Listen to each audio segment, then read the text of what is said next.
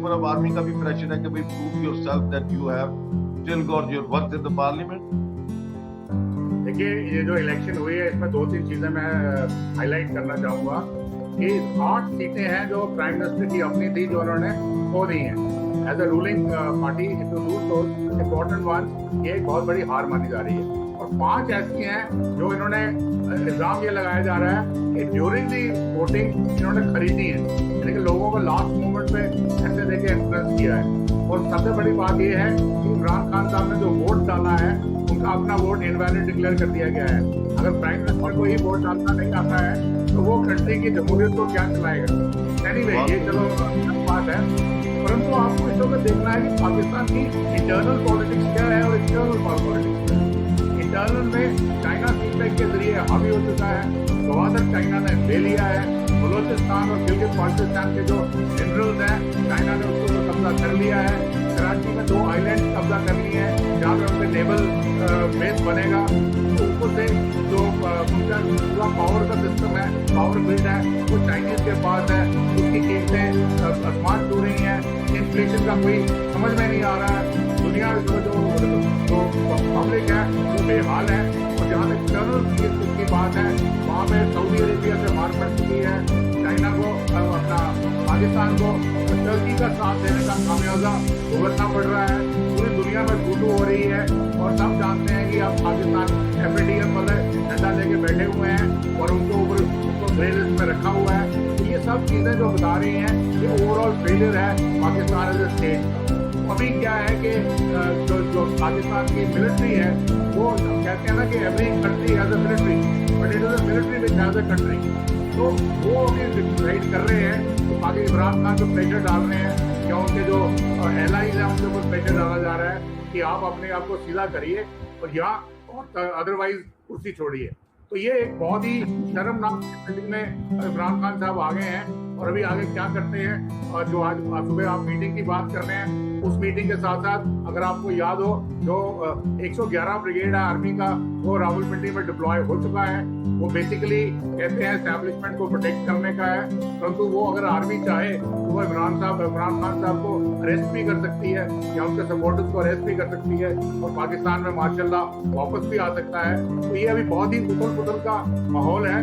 अभी हमें देखना है कि आगे ऊंट किस करवट बैठता है। अगर तो कोई समझौता इमरान खान साहब का और भाजपा साहब का हो जाता है ISI चीफ उनका सब मिला करके तो शायद वो बच जाए। और अगर वो किसी बात से सहमति नहीं बनती है तो मेरे ख्याल में आपको एक और मार्शल लॉ डिक्टेटर के लिए तैयार रहना चाहिए। जी बिल्कुल, ये 111 ब्रिगेड जो है इसकी न्यूज़ भी रेडियो मालिया ने ब्रेक की थी कि 111 ब्रिगेड जो है उसको ऑर्डर कर दिए हैं GSQ से कंवर बाजवा ने कि वो हसास ट्रेनिंग जो है वहाँ पोजीशन ले रहे पिंडी और इस्लामाबाद।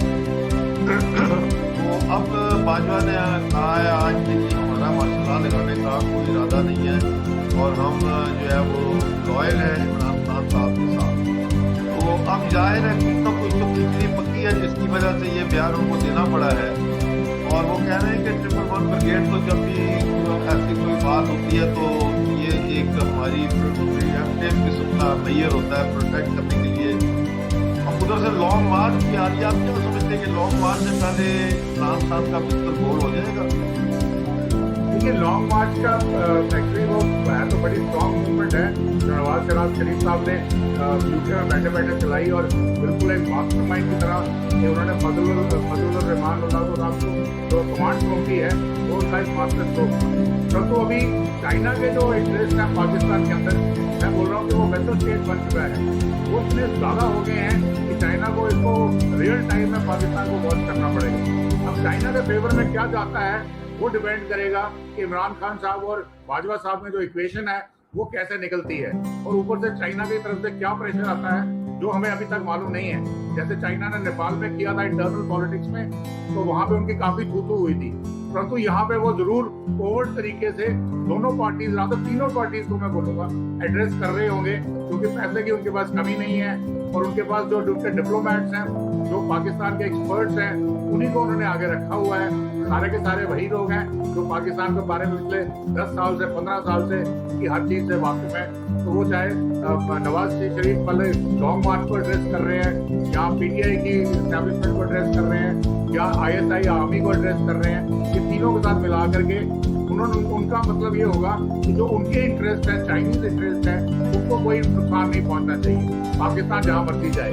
और अगर वो हो जाता है तो शायद ये स्टेटस को कायम रहे, और अगर नहीं होता है तो मेरे ख्याल में एक मौका है यहाँ पे किस्म की सब काइंड ऑफ सिविल वॉर हो, जिसमें शायद या तो आर्मी का कोई आदमी उसको पूरी कंट्रोल में आ जाए, तो या फिर ये जो पीपल अलायंस, जो डेमोक्रेटिक अलायंस है, इनका कुछ आ सके। और इनके चांसेस कम है क्योंकि आज ये हो सकता है इकट्ठे हैं और लाखों करोड़ों की भीड़ इन्होंने इकट्ठी कर रखी है, और जब एक्चुअली सत्ता की बारी आएगी, हुकूमत की बारी आएगी, तब इनके अंदर डिफरेंसेस फिर निकल आएंगे। जो चाइना खूब समझता है उसको खूब एक्सप्लॉइट भी करेगा। अच्छा, ये साथ साथ कमेंट्स भी आ रहे हैं, लोग सवाल कर रहे हैं कि बलूचिस्तान में जबरदस्त इंसर्जेंसी चल रही है, फौजी ऑपरेशन हो रहा है, लोग मारे जा रहे हैं, बच्चों को कत्ल किया जा रहा है, औरतों का अगवा और रेप सेंटर बनाए गए बलूचिस्तान में आर्मी के, जहाँ उनको ले जाया जाता है और उनके घरों को आग लगा रहे हैं, उनके जंगलों को आग लगा रहे हैं, ये गनशिप हेलीकॉप्टर इस्तेमाल कर रहे हैं। लेकिन इंडिया की हुकूमत खामोश है। लोग मुझसे सवाल कर रहे हैं कि इंडिया साहब से इस बात के बारे में जरूर पूछेगा कि ये इंडिया क्यों वो किरदार अदा नहीं कर रहा जो उसने 1970-71 में ईस्ट पाकिस्तान में किया। देखिए, 70-71 में ईस्ट पाकिस्तान की और ये बलोचिस्तान की ये अलग अलग सिचुएशन है। फ्यू पॉइंट मैं आपको आपके सामने रखना चाहूंगा, क्योंकि 71 में क्या हो रहा था कि वो सारे के सारे शरणार्थी थे, वो इंडिया की इकोनॉमी पे बर्डन बने हुए थे, तो इंडिया के पास एक लेजिटिमेट रीजन था वहां जाने के लिए। आज बलोचिस्तान इंडिया के साथ कंटिन्यूअस नहीं है, और हालांकि और इस वक्त इंडिया की पोजीशन इस वक्त है ऐसी है कि चाइना के साथ भी चल रहा है, रीजनल सुप्रीमेसी की बारी है। India is also non permanent member of UNSC, तो इंडिया को इस वक्त एक रिस्पॉन्सिबल बिहेवियर की जरूरत है। तो किसी कोई बिना रीजन के वो बलोचिस्तान में दखल अंदाजी नहीं कर सकता है। और उसके अलावा आप एक सबसे बड़ी बात ये जानिए, जो मुफ्ती साहब हैं बलोचिस्तान के, वो खुद यूके में बैठे हुए हैं, और बलोचिस्तान पर से जो इलाका है वो इतना स्पार्सली पॉपुलेटेड है कि वहाँ पे इतनी पॉपुलेशन है ही नहीं कि वो पाकिस्तान के सामने एक कोई वायबल ऑल्टरनेटिव बन के, जैसे फजलुर रहमान साहब ने एक मूवमेंट शुरू की है, ऐसी को मूवमेंट शुरू कर सकें। तो वो जो छोटे मोटे इंसर्जेंट ग्रुप्स हैं, जब वो कोई वारदात करते हैं तो उनको ये पाकिस्तानी आर्मी, इसके बाद बहुत सारे वेपन्स हैं, हथियार हैं, पार है, ताकत है, तो जाके उसको कुचल देती है। और उस पर्टिकुलर चीज के साथ में जो भी गाँव आया, शहर आया, वहाँ के लोगों के ऊपर एट्रॉसिटीज कर दी, फीमेल्स को रेप कर दिया, जवानों को मार दिया और लोगों को जेल में डाल दिया। इस किस्म की हरकतें वो कर सकते हैं। अगर बलोचिस्तान के पास जो एक्चुअल बलोचिस्तान होना चाहिए, it is part of Pakistan, part of Iran as well as Afghanistan, और वो तीनों के तीनों जो खत्ते हैं वो भी जुड़े हुए नहीं है।